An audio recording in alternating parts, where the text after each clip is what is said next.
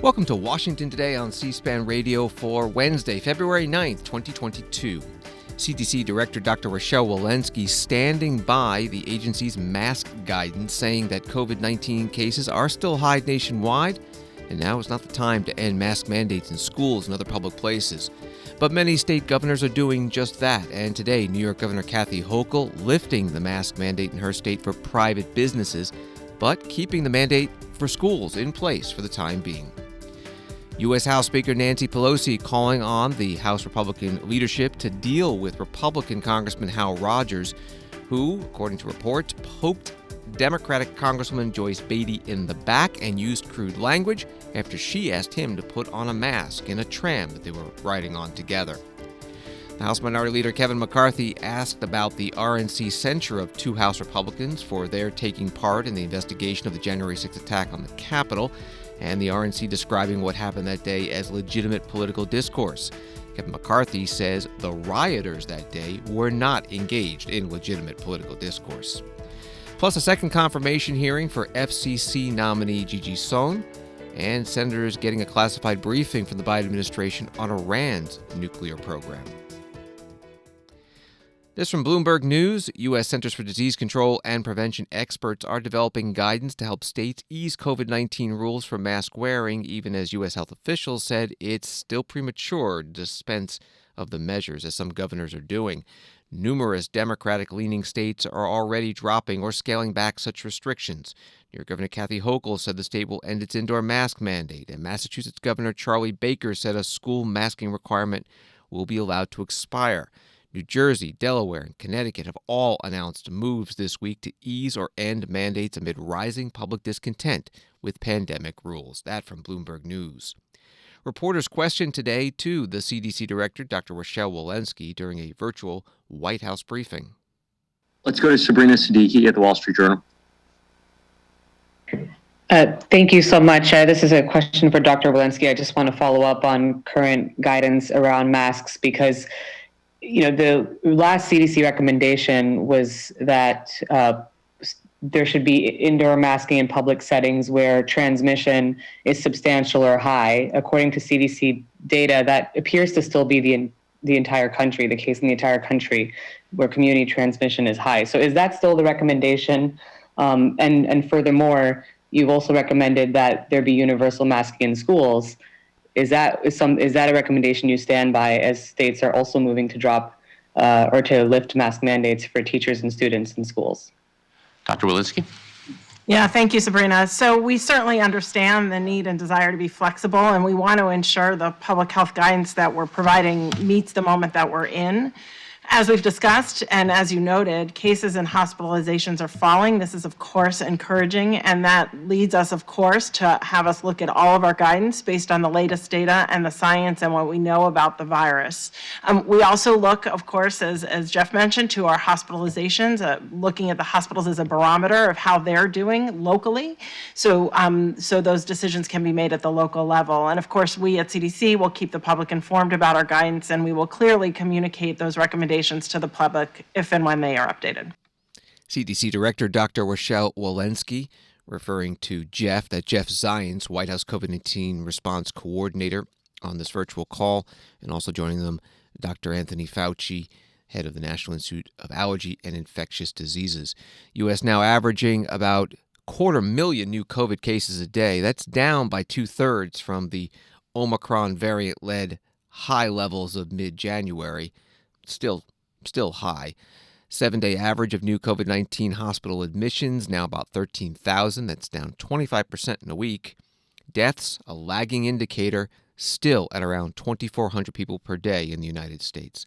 Another question to Dr. Walensky today about when new mask guidance might be available. Go to Cheryl Stolberg at the New York Times. Thank you for taking this question. It's for Dr. Walensky. Dr. Walensky, the states have been asking explicitly, governors have been asking explicitly for guidance from the CDC on mask wearing and how to relax mitigation numbers. Is the CDC prepared to provide guidance to the governors, and when will it do so? Cheryl, thank you. And I'll simply go back to, yes, we are prepared. We are working on that guidance. We are working on, following the trends for the moment. What I will say, though, is, our hospitalizations are still high. Our death rates are still high. So as we work towards that and as we are encouraged by the current trends, we are not there yet. Dr. Rochelle Walensky, Director of the Centers for Disease Control and Prevention, a virtual White House COVID-19 update. As mentioned earlier, New York Governor Kathy Hochul, Democrat, announcing today that the statewide mask mandate for businesses will be lifted. The mandate for schools in New York will remain in place for now. Hochul says that since early January, COVID-19 infection rate in New York is down over 90%. Hospitalizations are down over 60%. We had a mask or vax requirement for businesses. It was an emergency temporary measure put in place literally 2 months ago. And at this time, we say that it is the right decision to lift this mandate for indoor businesses and let counties, cities, and businesses to make their own decisions on what they want to do with respect to mask or the vaccination requirement.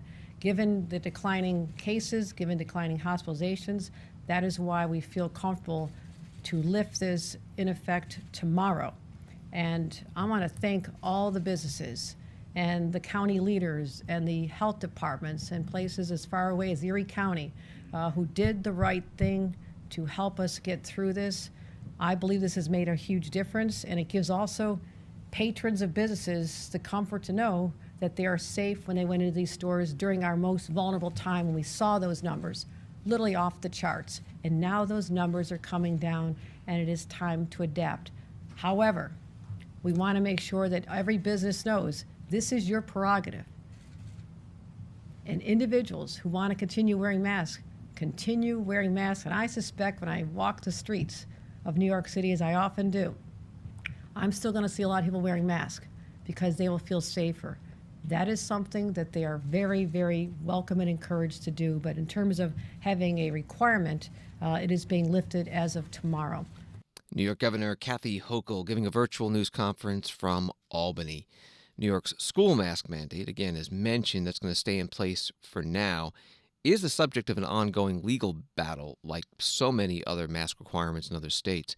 Parents in New York suing, arguing that masks stunted their children's growth and posed an existential danger to our liberty.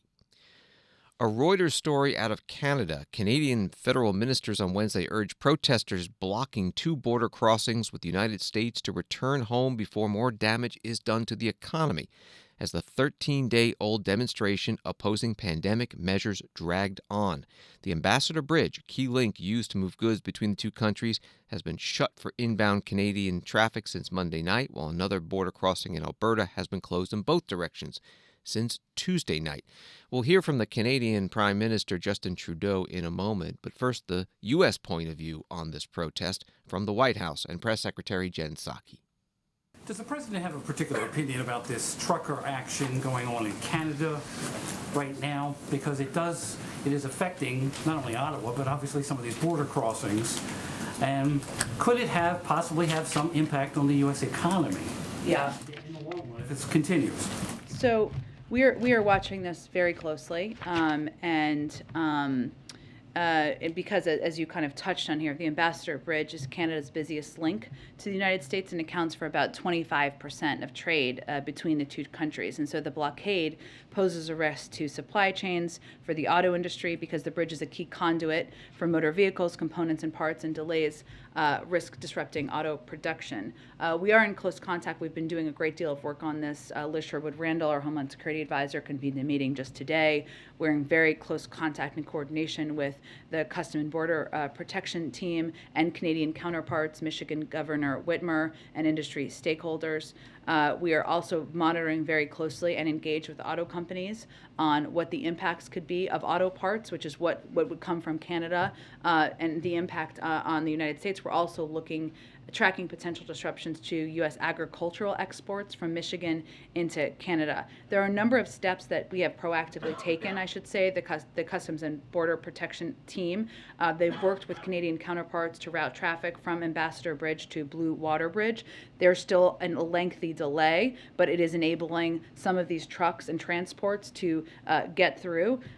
They also opened all 9 commercial lanes, including a fast lane at the port to process diverted traffic, and they're working closely with relevant automakers and other public and private sector stakeholders to discuss alternative processing. So we're working to ensure there's movement. The other issue, let me just touch on what you didn't ask about, but is an important component too, is there are workers who need to go across the bridge to get to Canada or to get to the United States.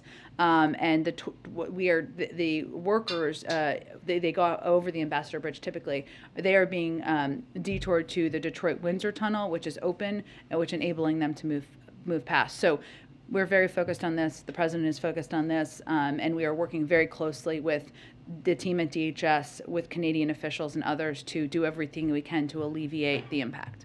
Does the president have an opinion on this action? So, an opinion on it? In what? Tell me more about the message they want to send. Well, we support peaceful protest, but we have concerns when those protests turn violent. And certainly, I think it's important for everyone in Canada and the United States to understand what the impact of this blockage is, potential impact on workers, on the supply chain, and that is where we are most focused. The White House Press Secretary Jen Psaki taking reporters' questions in the White House briefing room. More from the Reuters article. Starting as a freedom convoy occupying downtown Ottawa, opposing a vaccinate or quarantine mandate for cross-border truckers mirrored by the U.S. government, the protest is about much more and has spread globally. Demonstrators have aired a litany of grievances encompassing COVID-19 health measures, a carbon tax, and other legislation. The Canadian Prime Minister Justin Trudeau has called for an end of the blockades. He took questions from members of Parliament during Prime Minister's question time in Ottawa. The Honourable Member for Burnaby South. Thank you, Mr. Speaker. We have truckers that are stuck at the border in the Coots border crossing in Alberta. We have truckers stuck at the Ambassador Bridge crossing in Windsor. We have an occupation in Ottawa that has hit the citizens and residents and small businesses extremely difficultly.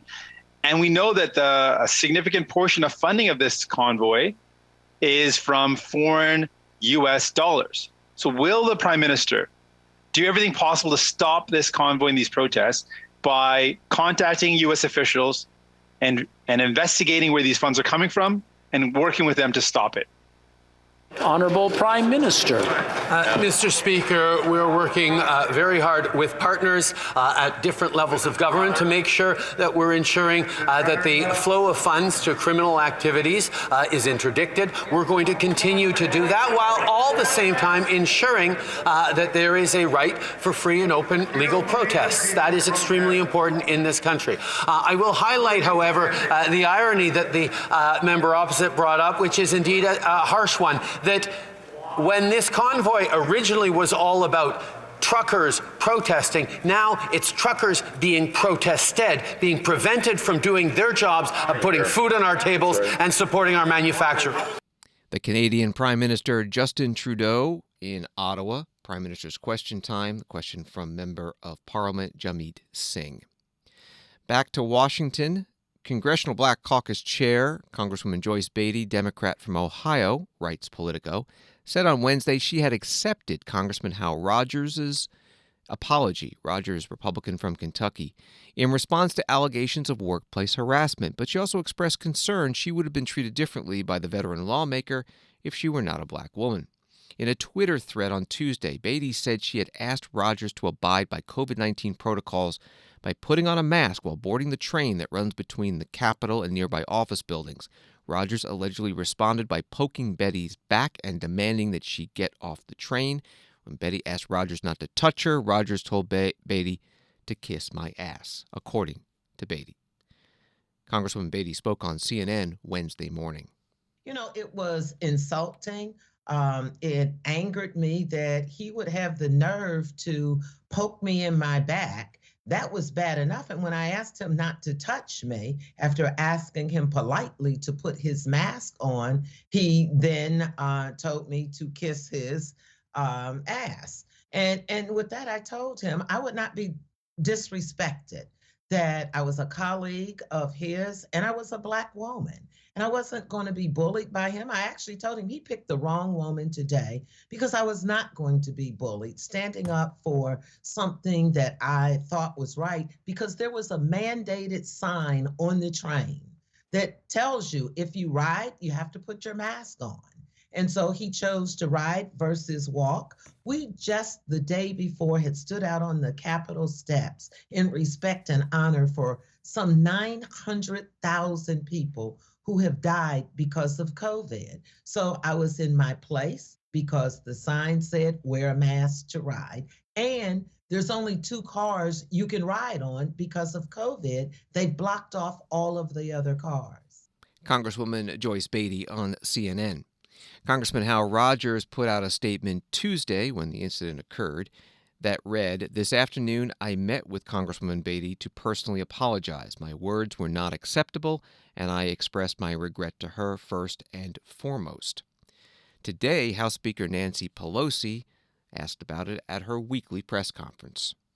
I would like to ask you just about Congresswoman Joyce Beatty. She referenced an incident with Congressman Rogers yesterday where she says that he poked her, that he used profanity against her.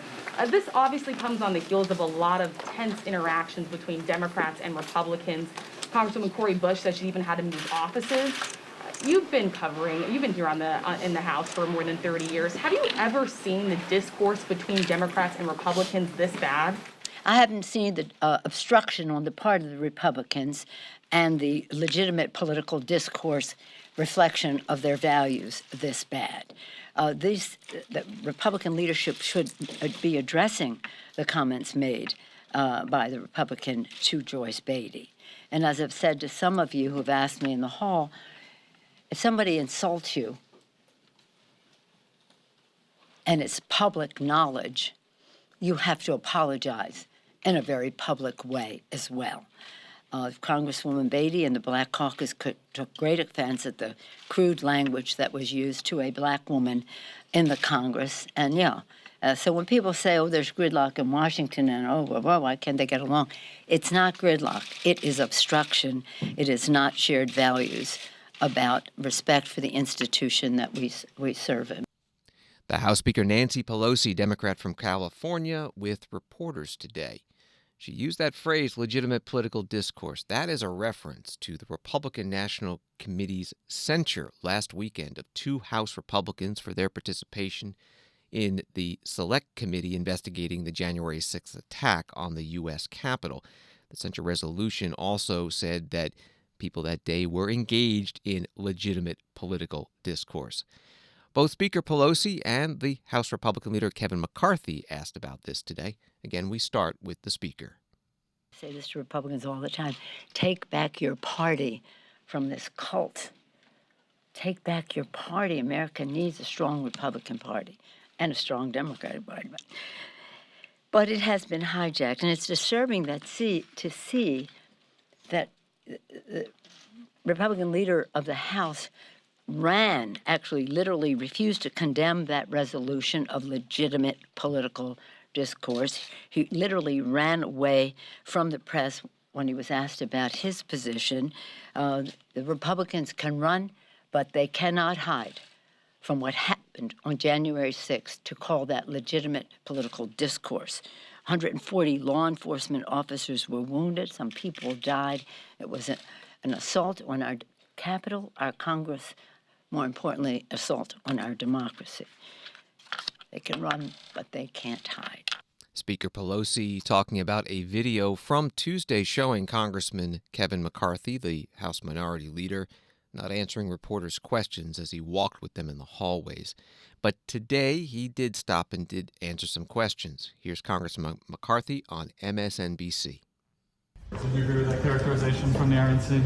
That this is legitimate political discourse? I think anybody, and we all know this, that entered this building that rioted is not legitimate discourse, but I don't think that's what the RNC was talking about when we talked to them. They tried to clarify it afterwards. Well, no, it's when they wrote it, what they believe, because if you watch what the January 6th committee is doing, they subpoenaed people who weren't here on January 6th, who are actually down in Florida. You're talking about the other electors, the alternate electors? Yeah, look at what they've done. They've gone after people and their records and that weren't even a part of January 6th. So that's the portion that they were talking about. You're extrapolating and adding something. No one believes that people that broke into it in that position. So do you agree with the decision of censure then? The RNC has the ability. I think there's a reason why Adam is not running again. I think there's a reason why at the end of the day, Liz would have a hard time winning here if she won. I don't think she would. Thank you. The House Republican leader Kevin McCarthy from California on Capitol Hill talking with MSNBC, referring to Adam Kinzinger, the Republican member from Illinois who was censured, and also Liz Cheney, Republican from Wyoming, also censured. Senate Republican leader Mitch McConnell said yesterday that January 6th attack was a violent insurrection with the purpose of trying to prevent a peaceful transfer of power after a legitimately certified election. Today, former President Donald Trump put out a statement through his Save America PAC that reads, Mitch McConnell does not speak for the Republican Party and does not represent the views of the vast majority of its voters. He did nothing to fight for his constituents and stop the most fraudulent election in American history. This is Washington Today. From the Washington Blade newspaper, the U.S. House approved legislation on a bipartisan basis that seeks to strengthen the commitment of the United States to the LGBTQ human rights overseas, such as denying visas to individuals who commit human rights abuses against LGBTQ people abroad. The bill was sponsored by David Cicilline, Democrat from Rhode Island, who is gay and co-chair of the LGBTQ Equality Caucus. With today's vote, the U.S. House will send a strong message across the world that every member of the LGBTQI community deserves to live with dignity and free from violence, unlawful detention, torture, and other forms of brutality. H.R. 3485, the Global Respect Act, builds on existing sanction authorities by requiring the president to deny visas to foreign nationals who commit gross human rights violations against members of the LGBTQI community. Let me be clear. This bill protects LGBTQI people from murder and torture and other forms of violence. Rejecting this proposal is you are saying people like me can be murdered and tortured with no consequence. And whether that's your intention or not, that's the impact of your vote. In the past years, we have seen a dangerous increase in violence against lesbian, gay, bisexual, transgender, and intersex people and their families. And so when my colleague on the other side of the aisle says, what's the need for this? Tell that to the victims who are being tortured and detained and murdered because of who they are. In too many places, violence against this community is pervasive and even sanctioned or directed by government officials. The Universal Declaration of Human Rights states that all human beings are born free and equal in dignity and rights. As with any form of social or legal marginalization, whether based on sex, race, religion, ethnicity, or other status, the denial of human rights of LGBTQI people is not only wrong, but negatively affects health outcomes, social stability, the rule of law, and economic potential. This bill sends a signal to not just the abusers, but also signals to the victims and survivors that the United States stands with them, as we have throughout the course of human history, in standing up for human rights. Congressman David Cicilline on the House floor. Speaking in opposition to the bill, Congresswoman Claudia Tenney, Republican from New York. Mr. Speaker, we all believe that all people have inherent dignity and possess equal human rights. We all reject violence directed at individuals on the basis of their race, religion, biological sex, or sexual orientation. The problem with this bill, however, is that it borrows language from two existing laws, the Global Magnitsky Act and the so-called Section 7031C sanctions, and then creates a new reporting mechanism that is not focused on the human rights of all, but rather the human rights of particular groups. I don't see why we should focus on some human rights violations more than any others. Every person's human rights are of equal value, and certain violations of those rights should not be subordinate to others. Furthermore, the bill's broad language has the potential to sweep in nonviolent conduct and impose visa restrictions on individuals engaged in that conduct. For example, It speaks about complicity and cruel treatment, vague terms. Is a parent overseas who rejects her minor child's wish for a sex change operation complicit in cruelty? Is the Pope engaged in, to quote the bill, degrading treatment when he expresses opposition to same-sex marriage based on the tenets of his religious faith? There are no safeguards in the bill that address these situations.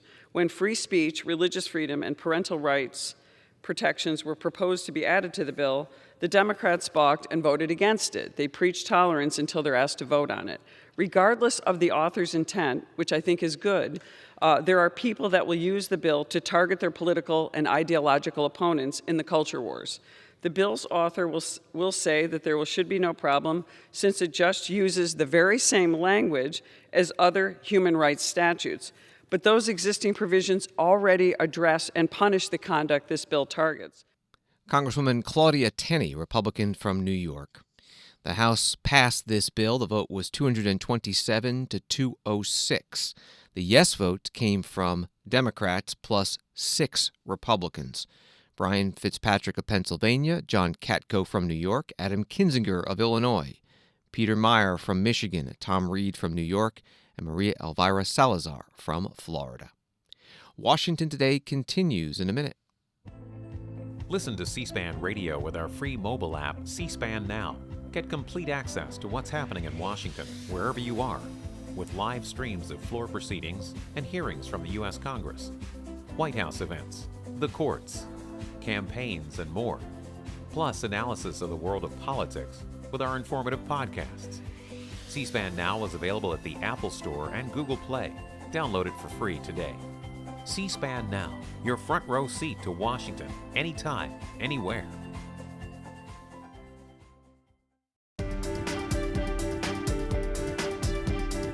Welcome back to Washington Today, available as a podcast on the free C-SPAN Now mobile app and wherever you get your podcasts.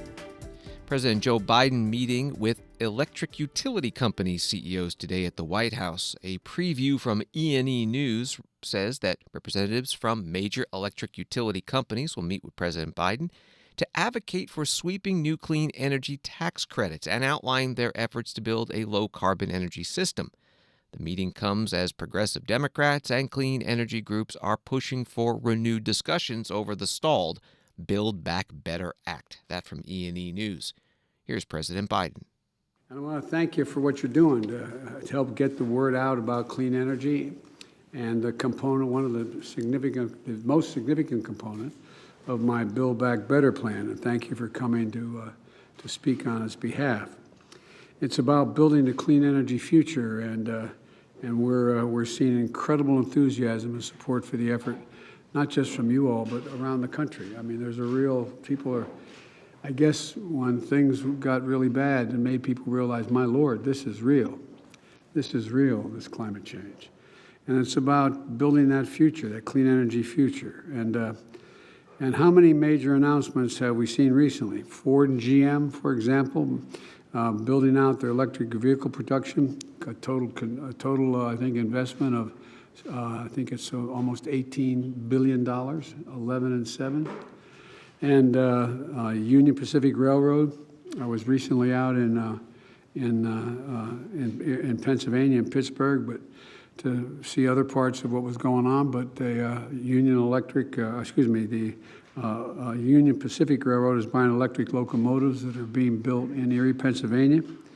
And just yesterday, Tritium announced a new facility in Tennessee that is going to build the electric chargers. They brought in some of them to show us what they're like. And, you know, this legislation that's already been passed has 500,000 electric chargers on our highways. And it's going to change the dynamic of how, not only how we travel, but the economy along the way as well. Because, at any rate, companies are investing in clean energy futures. The world is betting on American workers to build it and the American people to buy it. President Biden meeting at the White House with the CEOs of electric utility companies. On Wall Street today, the Dow up 305, NASDAQ up 295, S&P up 65. House and Senate Appropriations Committee leaders announcing today they've reached a bipartisan bicameral framework agreement for federal spending for fiscal year 2022.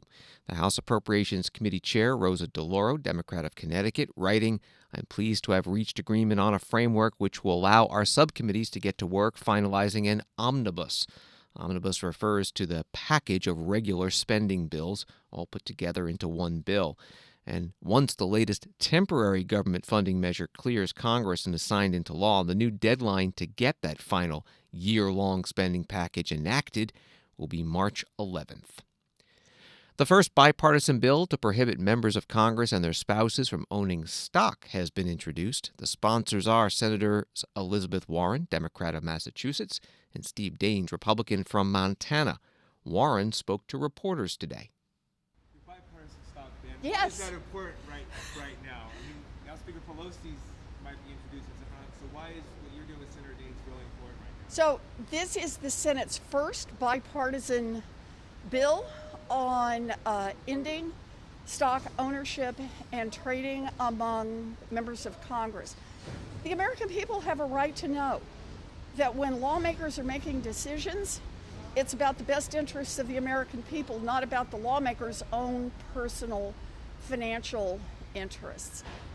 This bill is sharp and clean. It says no ownership, no trading for members or their spouses. It's an issue I've worked on for many years. I ran a presidential campaign in part on this issue. I've introduced bills around this. This is a part of a bill that I've had for a long time about anti-corruption that Congresswoman Jayapal over in the House has worked with me on. Have you spoken to the Speaker about where your views might be the same, where they may be different on this? I have not spoken with the Speaker, but I've spoken with the leader of the Senate about it. Explain to people sitting on their couches at Sure. home why lawmakers should not be able to trade stocks. No one To the should. camera. Oh, here, you want this? You want me just? Are you all okay if we do that? That's fine. Good. So, yeah, okay. So, no one in this country should ever have to wonder what motivates a lawmaker. Is it what that lawmaker believes is in the best interest of the American people, or in the best interest of the lawmaker himself or herself? That shouldn't be an issue. What we do is say clean, sharp, no trading, no ownership of individual stocks for members of Congress. We're done.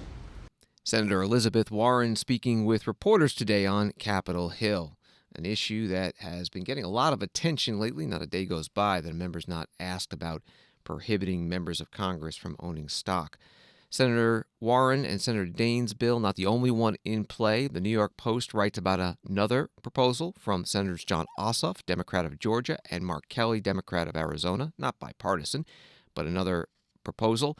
They write, whereas the Ossoff-Kelly bill would require lawmakers and their spouses to give up control of any stocks by putting them in a blind trust for the duration of their time in office, the Warren-Daines bill would make lawmakers sell off their stocks altogether. The website CoinDesk.com has this. Commodity Futures Trading Commission Chair Rostin Benham has made a fresh appeal to Congress to grant his agency authority to oversee crypto spot markets in the U.S. Benham became the agency's acting chief last year before being confirmed to a full term heading the federal regulator, telling the Senate Agriculture Committee on Wednesday he believes his agency is best placed to monitor trading, reiterating a stance he first took in October. At present, crypto spot markets are largely regulated at the state level. That from CoinDesk.com. Here's part of the hearing covered by C-SPAN. Question from Senator Debbie Stabenow, Democrat from Michigan, the Ag Committee Chair. I was struck by your statement that it's hard to estimate how many U.S. and retail participants are trading digital assets because the agency has limited visibility into this market. So I wonder if you could talk more and describe the CFTC's ability to surveil the digital asset spot market for fraud and manipulation, and what implications this has right now for the agency. Thank you, Senator. You're absolutely right that the authority is limited. It's limited to fraud and manipulation, and as I pointed out in my statement, This is a product of the relationship between derivatives markets and cash markets. We have a number of exchange-traded derivatives on crypto assets on several registered CFTC exchanges, but the visibility into the underlying market is limited at most. And we use our existing surveillance tools to work through some of the futures products and see if we can see participants, volumes, volatility. But in essence, this is an unregulated market. As I mentioned, we rely on state money transmitter licenses, but there is so much that we are not able to see because of this limited authority. I would point out the fact that the enforcement actions we've brought since going back to 2015 have largely relied on tips and whistleblowers. So in essence, we're relying on retail customers who are defrauded through Ponzi schemes or pump and dump schemes to bring information to us. We don't have the regular tools that we as a market regulator have in terms of pre-trade transparency, post-trade transparency, a concentrated order book, surveillance tools, market intelligence. We don't have any of these very advanced tools to monitor markets, so it's giving us a very, very narrow lens into what is actually happening in the market. And this is why I think, as you contemplate more regulatory authority for the CFTC, bringing this market into the light, so to speak, and more transparency will only allow us to see what's going on underneath the hood. I couldn't agree more. This is very concerning to me at the moment of, the lack of transparency and ability to see what's happening. Senator Debbie Stabenow chairs the Agriculture Committee, questioning the acting chair of the Commodity Futures Trading Commission, Rostin Benham. Wall Street Journal adding on this issue, regulators in the Biden administration have likened the $1.7 trillion cryptocurrency market to the Wild West and said it lacks the safeguards that protect investors in stocks, bonds, and commodities. Gigi Sohn, nominated by President Biden to be on the Federal Communications Commission, had a second confirmation hearing today before the Senate Commerce Committee. Second hearing requested by Republicans over questions about her conflicts of interest potentially involving previous jobs. Republicans also accusing her of being an advocate for liberal progressive causes. The committee chair, Senator Maria Cantwell, Democrat from Washington State, addressed that issue in her opening statement. Ms. Sohn's nomination has been lauded by many individual groups on both sides of the aisle. She's supported by more than 200 organizations and people across the political spectrum, including advocates for the deaf, library associations, civil rights, community media, workers' rights, consumer advocacies, companies, and trade associations. Her appeal is also bipartisan, including members of conservative media organizations and legislators in various states across the United States. I know I've heard from people in my state legislature, so I'm not surprised if other members here have also heard from them as well. Ms. Sohn would be the first to tell you she does have opinions, and you have strong beliefs and have been fighting for them over the decades. Many people who seek these jobs also have strong opinions, and I've been one who's had to vote for many people where I might have disagreed with their opinions or some statement that they made while serving in a different capacity. Ms. Sohn will lend her decades-long expertise to important issues and the guidance that the FCC needs to tackle in these issues. Senator Maria Cantwell, Commerce Committee Chair. During the hearing, Republican Senator Marsha Blackburn of Tennessee asked the nominee, Gigi Sohn, about her past work and affiliations. Let me ask if you agree with the following actions, because these are actions that were carried out by organizations that you have both praised and have been on the record of donating to in the past. So I think this is a good way to kind of see where you stand on with some of these things. Okay. One of the organizations advocated sending a mob to the home of an FCC chairman to pressure him to act on net neutrality. You yourself were interviewed about your role in this event.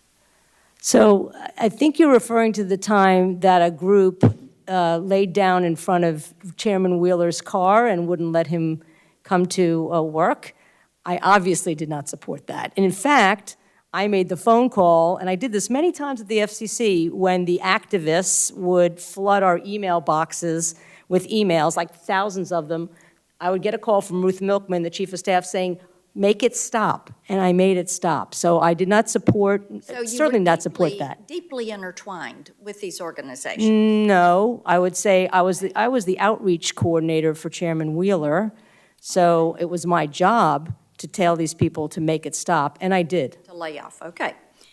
Another organization you were involved with encouraged people to threaten violence against an FCC chairman, his staff, and his family due to his views on net neutrality. What group is that, Senator Blackburn? This is one of the groups, I'm not sure if it was Fight for the Future or Free Press. I'll have to get that. But Okay, I am no way affiliated with those groups. Do I make small contributions at the end of the year because we work together on some issues? Sure. That doesn't mean I approve of everything they do. And in fact, over the years, and particularly on net neutrality, we've had very, very serious disagreements because I've been willing to find consensus with the other side. Well, another group put up billboards and public materials calling Senator Sinema, who's a member of this committee, a telecom shill and corrupt. Another calling for Senator Cantwell to be removed from her position as chair of this committee because she is, as a letter to Leader Schumer says, pandering to the broadcast and telecom industry. Another, the list goes on and on. So what I want to know is, will you publicly disavow these organizations like Fight for the Future and Free Press, who spearheaded these efforts? Well, I have publicly already, let's put it this way, criticized, well, I don't think I've publicly criticized, I certainly have criticized those tactics. I don't agree with those tactics. I've told them so. But the organizations, look, we all are affiliated with organizations that do things that we don't like. And the way that I usually deal with it is by talking to those folks personally. My time's running out. It is of concern to me because you have tweeted support for these groups. You have made donations to these groups. And then you have been a public interest advocate for the issues. You share the sentiment that these groups are pushing forward because you have advocated for that. So being impartial as a commissioner, separating yourself, there's been a lot of discussion about recusal today. These are things that people are, and rightfully so, we are all very concerned about this. You've taken very pointed positions toward broadband carriers, including calling some of their actions cruel and tone deaf. You've said that repeal of net neutrality would encourage them to, and I'm quoting you, rip consumers off at will, end quote. So do you think you can be unbiased when you are working with these companies? Because while you are recused on media issues, it seems like you can't be impartial when it comes to the other issues, and this is my concern. I understand, Senator, and let me assure you that whatever I may have said as a public advocate will have no bearing on how I look at the record and make decisions. This is the thing about being at the FCC, as you well know. Under the Administrative Procedure Act, you have to look at the totality of the record and make a decision based on that record. So what I said in my previous job, just like Chairman Pai didn't impact him on his work with Verizon, my work with public knowledge, my work with Georgetown, my work with Benton is not going to impact how I look at and balance the record of a proceeding. Gigi Sohn nominated to the FCC, questioned by Senator Marsha Blackburn, Republican from Tennessee. You can find the confirmation hearing before the Commerce, Science, and Transportation Committee archived at cspan.org, our video library. At Politico.com, top Biden administration officials warned senators on Wednesday that Iran could produce enough material for a nuclear bomb in as little as 2 months, bolstering lawmakers' concerns that the window for a diplomatic solution is rapidly closing. The assessment, delivered in a classified briefing and described by one senator as sobering and shocking, comes as President Joe Biden's diplomats are racing to strike a deal with Tehran that would prevent it from acquiring a nuclear weapon. That from Politico. Speaking to reporters outside the closed-door briefing, Senator Ted Cruz, Republican from Texas. The classified briefing we just had was deeply, deeply disturbing. The Biden administration, for whatever reason, has made the decision to go hard left on everything in their agenda, domestically, economically, and it's produced disaster across this country. But on foreign policy, their approach is weakness and appeasement to every enemy of America. We're seeing the disasters. There is literally no region on earth where the national security position of the United States hasn't gotten much, much worse under Joe Biden and Kamala Harris. We right now have 150,000 troops, Russian troops on the border of Ukraine, Russian tanks on the border of Ukraine preparing to invade because Joe Biden surrendered to Putin and showed weakness to Putin. We have China preparing to invade Taiwan because Biden has shown weakness to the communist Chinese.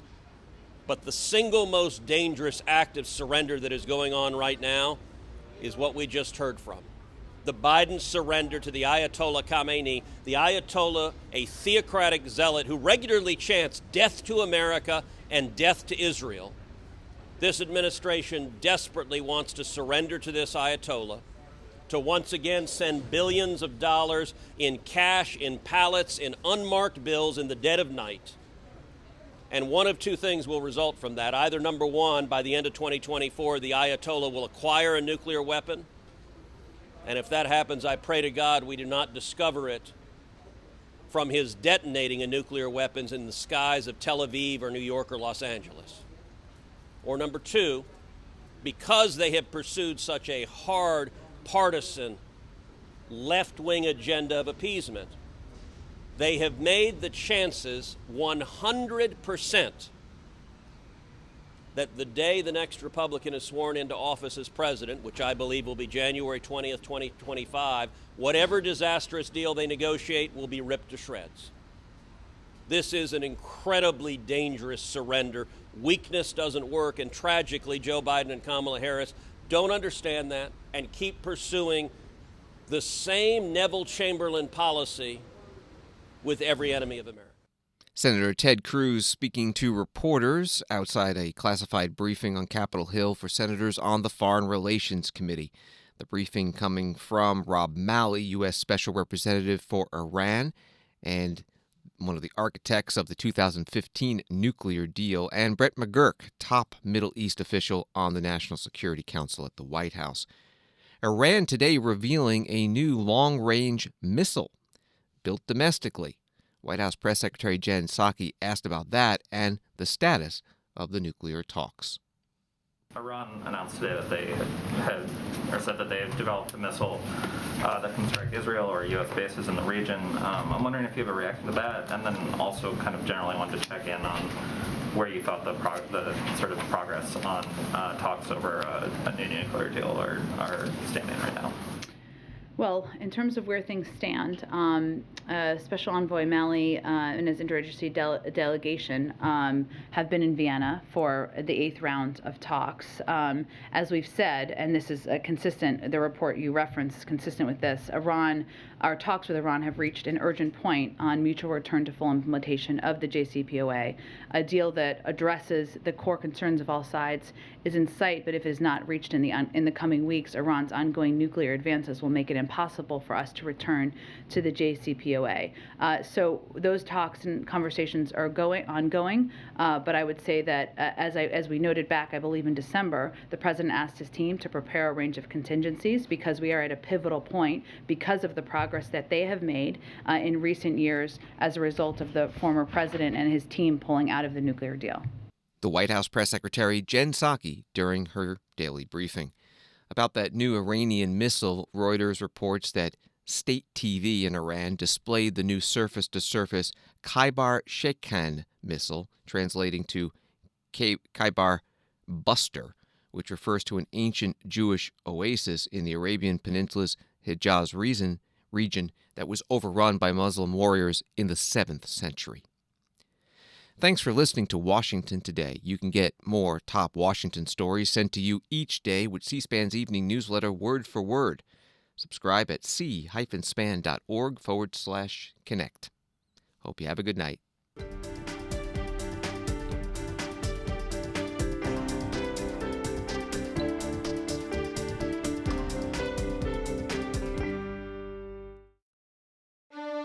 C-SPAN's Washington Journal. Every day we take your calls live on the air on the news of the day, and we discuss policy issues that impact you. Coming up Thursday morning, Michael Kaufman with the Center for Naval Analysis talks about the potential for conflict between Russia and Ukraine and implications for the U.S. and NATO. And IRS taxpayer advocate Aaron Collins will answer questions about the 2021 tax filing season and challenges facing the IRS in processing returns. Watch Washington Journal live at 7 Eastern Thursday morning on C-SPAN or on C-SPAN Now, our new mobile app. Join the discussion with your phone calls, Facebook comments, texts, and tweets.